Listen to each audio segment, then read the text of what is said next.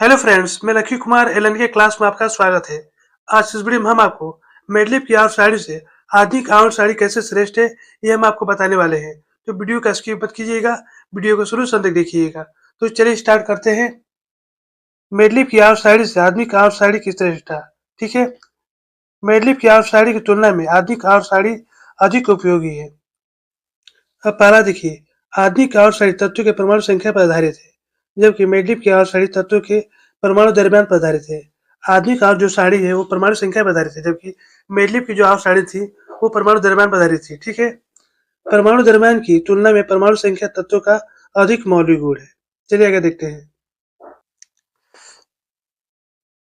अब यहाँ पे दूसरा देखिए, आधुनिक आउट साड़ी में तत्वों को उनके इलेक्ट्रॉनिक विन्यास के अनुसार सजाया गया है। अब यहाँ देखिए, ये वर्ग का सदस्य है। इसमें कौन कौन से तत्व हैं? Hydrogen, lithium, sodium, potassium, rhodium, caesium, francium है। ठीक है, यहाँ पे देखिए सभी के बारे कक्षा में एक एक इलेक्ट्रॉन है। ठीक है, बाहरी कक्षा में एक एक इलेक्ट्रॉन है। उसी प्रकार वर्ग 2 में जाइएगा, उसमें भी क्या होगा?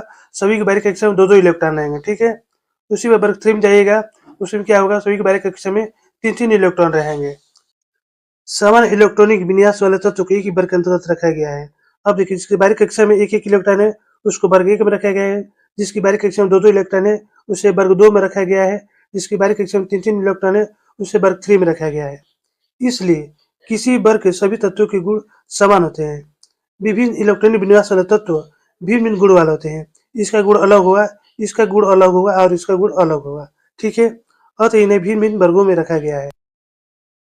अब तीसरा देखिए, आधुनिक आविष्कार की सहायता से तत्वों के गुणों की रासायनिक आवर्तता की व्याख्या संतोषजनक रूप से की जा सकती है। तत्वों के इलेक्ट्रॉनिक विन्यास की आवर्तता के कारण उनके गुणों में भी आवर्तता उत्पन्न होती है। चूंकि तत्वों के इलेक्ट्रॉनिक विन्यास की पुनरावृत्ति निश्चित अंतरालों पर होती है, अतः उनके गुणों में भी ऐसी पुनरावृत्ति होती है। क्या होता है? तो तत्वों के इलेक्ट्रॉनिक विन्यास की पुनरावृत्ति निश्चित अंतरालों पर होती है, अतः उनके गुणों में भी ऐसी पुनरावृत्ति होती है। ठीक है, चलिए आगे देखते हैं। अब चौथा देखिए, मेडलिप की आउट साड़ी कई विसंगतियां आधुनिक आउट साड़ी में दूर हो गई। मेडलिप की आउट साड़ी में कितनी गलतियां थी, वो क्या हुआ?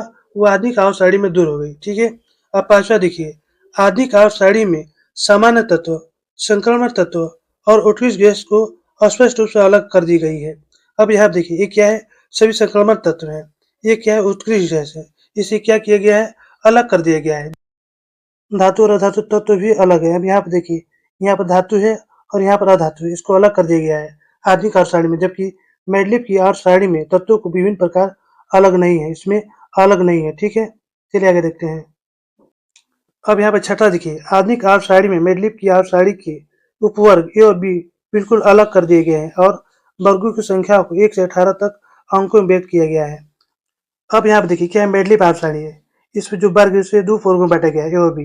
देखिए, ये वर्ग 1 है, इसके दो वर्ग है, ए और बी। ठीक है, उसी बार वर्ग 2 का देखिए, इसके दो वर्ग है, ए और बी। यानी इसमें वर्ग को दो वर्गों में बांटा गया है, जबकि आधुनिक आउट सारणी में ऐसा नहीं किया गया है। इसमें वर्ग को 1 से लेकर 18 तक बांटा गया है परमाणु संख्या के आधार पर। ठीक है, अब सातवां देखिए, आधुनिक आउट सारणी को याद रखना अपेक्षाकृत आसान है, क्योंकि आधुनिक आउट सारणी जो है परमाणु संख्या के आधार बनाया गया है, इसलिए इसे याद करना आसान है।